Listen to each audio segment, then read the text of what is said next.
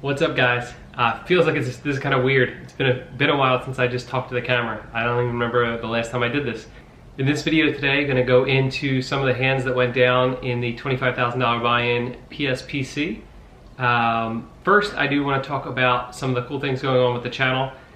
First of all, we have hit over 1,000 subscribers, which is pretty amazing. I need to thank all of you guys for subscribing, and if you haven't subscribed, do so now, please. But yeah, hitting over 1,000 subscribers, pretty cool accomplishment, and looking forward to see where we go next. Also had a pretty cool article come out today on Poker News. If you guys want to check that out, I'll put the link to that in the description below. And also want to give a shout out to two vlog watchers who said hello to me at Borgata, Connie and Daryl. You two were the first people to just kind of come up and say hello. Daryl was actually at my table during the opening event, and Connie said hello to me down in the marketplace area. Just want to give you guys a shout out. All right, so what you guys have been waiting for here. The $25,000 buy-in, PokerStars Platinum, no, what was it? The $25,000 buy-in, PokerStars Players Championship. So I had gone back and forth about whether I was actually gonna go play or not, and finally, like a week before, Jody convinced me that we should just do it and just all go down there. One problem was that the girls had a cheer competition on Saturday, which is when we needed to fly down because the tournament started on Sunday and there was only one day one. So I flew down myself on Saturday, and Jody took the girls to the cheer competition and then flew down with all 3 kids on Sunday by herself. So she's a brave soul, and yeah, pretty great.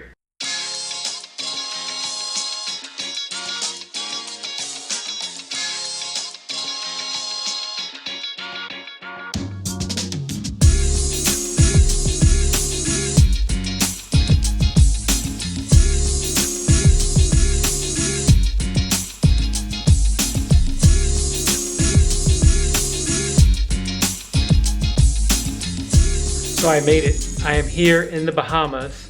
You can see this is outside, and I'm really excited. I really didn't think that I would be here right now, and because I didn't really plan on coming here. A while back I thought I was definitely gonna come, and then we got the schedule for cheer, and it just seemed like there was just gonna be too much in the way of us coming. And at the last minute, like a week ago, Jody, who I should just always listen to, was like, just go. We should just go. And so that's what we did. So I'm here today. Jody and the kids are coming tomorrow. Really excited to be here. I can't even describe the feeling. And I'm really happy that I decided to come. That's a lesson to you. Just always listen to your wife, because she knows the best answer at pretty much all times. So I'm gonna head down and actually meet Oliver. Pretty excited about that, and hopefully meet some other people watching football games, get some food, and enjoy the time here.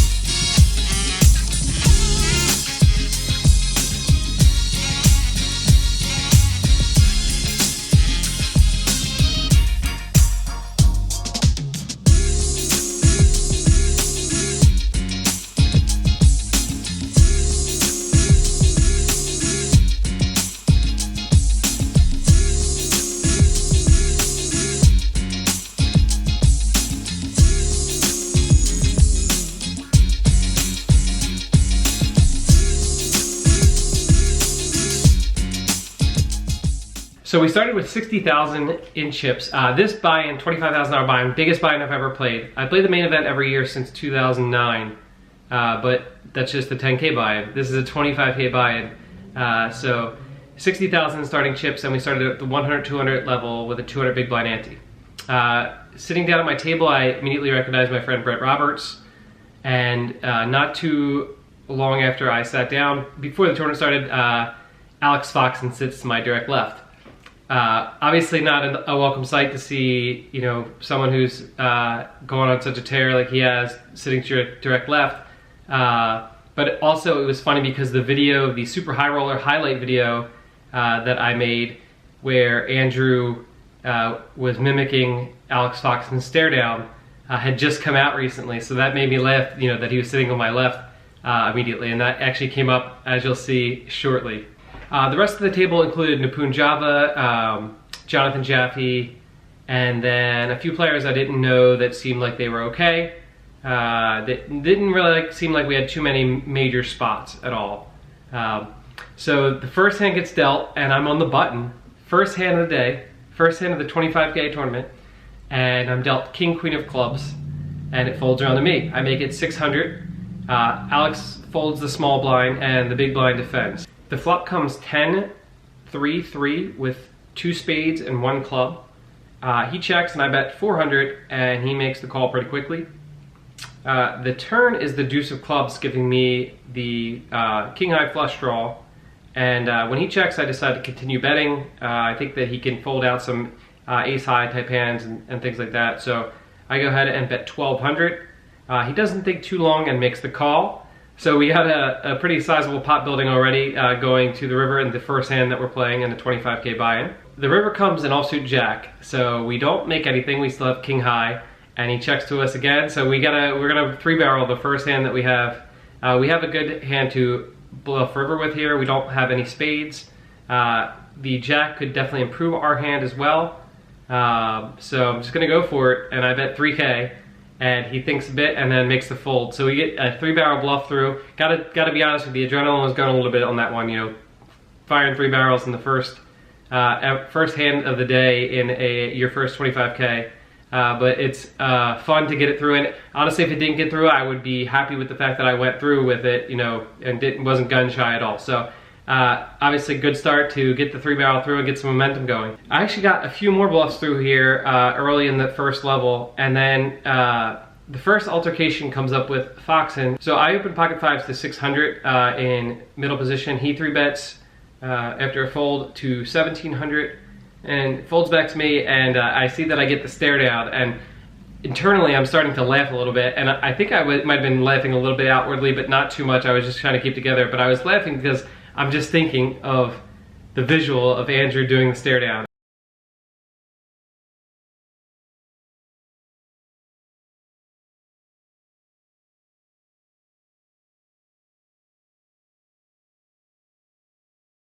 And I'm just like laughing, you know, internally. So I make the call, the flop comes ace, 10, 4, and I just check fold, you know, but he kept the stare down up, you know, as he's apt to do, and, you know, I was still kind of laughing a little bit.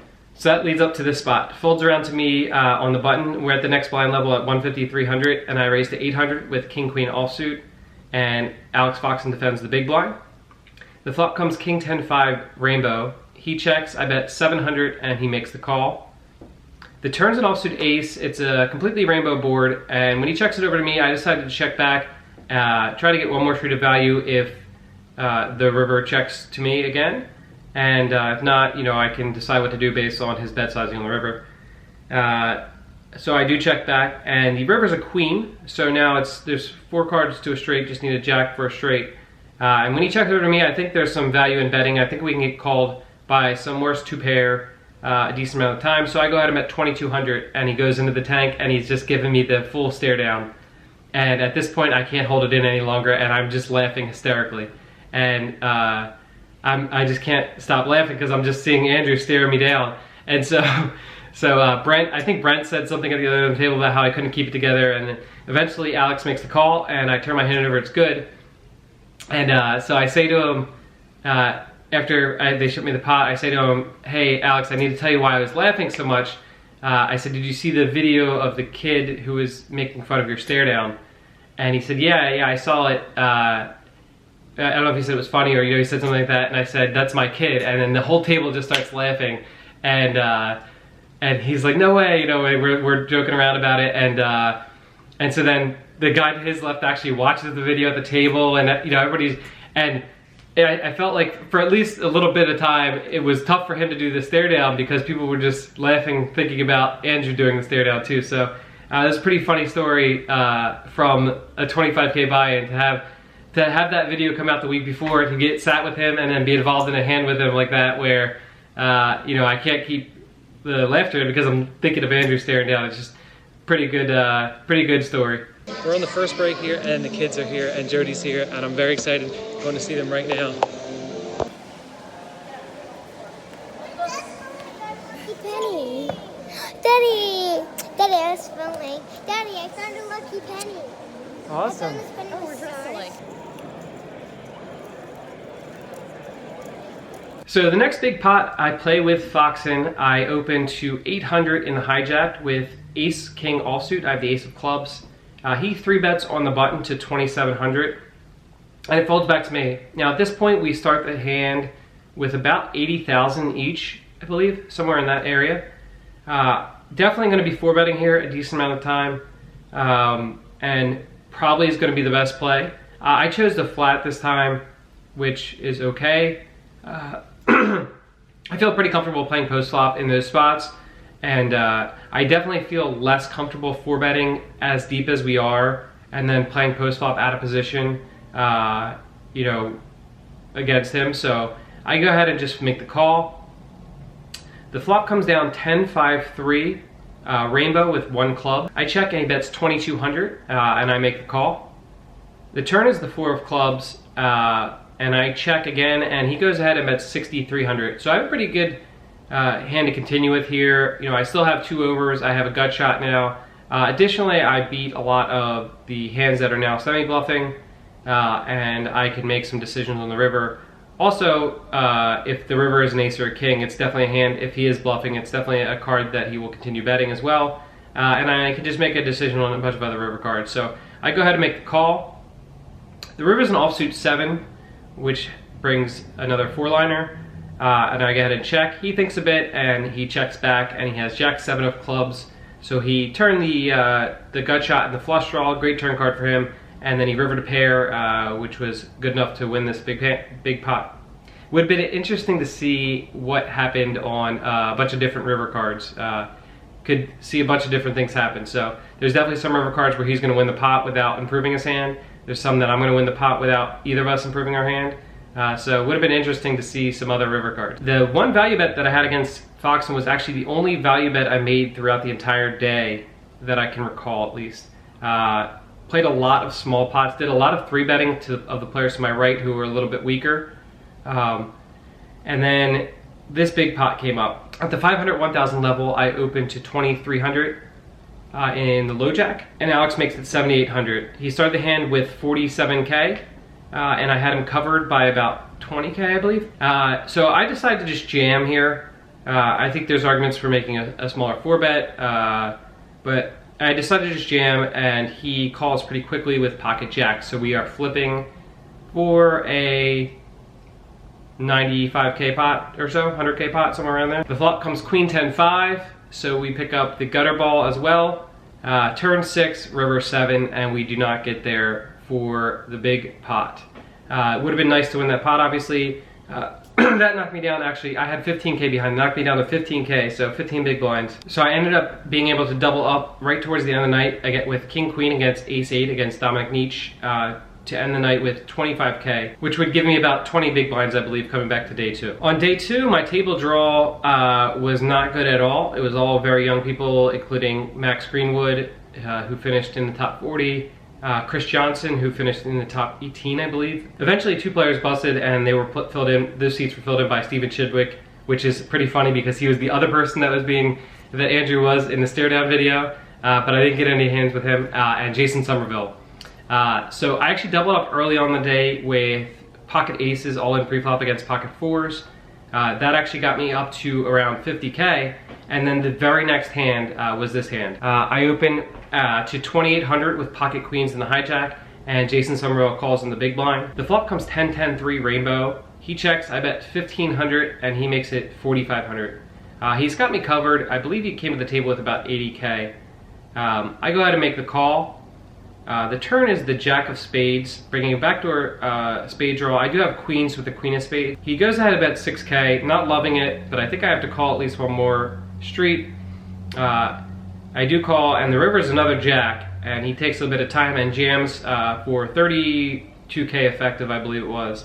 And I think I have a pretty easy fold here, as I definitely can call with my 10s, Obviously, I have a fair amount of 10s. I have some Jack X combos, not too many. Jack 10 specifically, obviously. But having the queens with the queen of spades blocks a lot of his backdoor draws as well. So I go ahead and just make the fold. And then not too long after that, there was about 2 minutes left in the blind level. And I believe we were either 7 or 8-handed.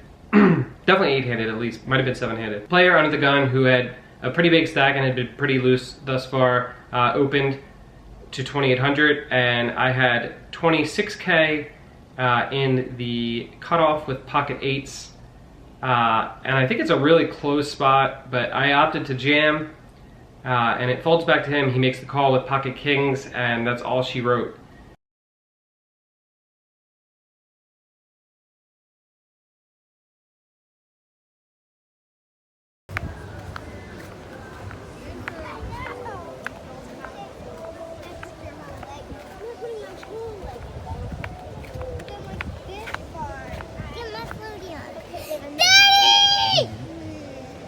It's okay, baby.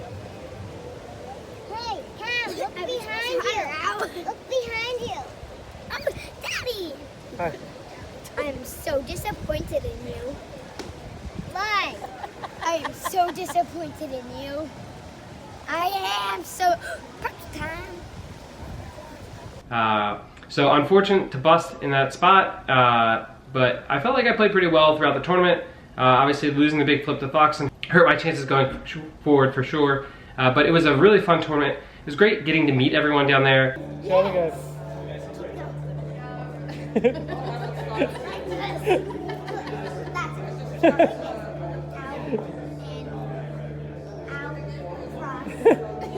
Oh, okay.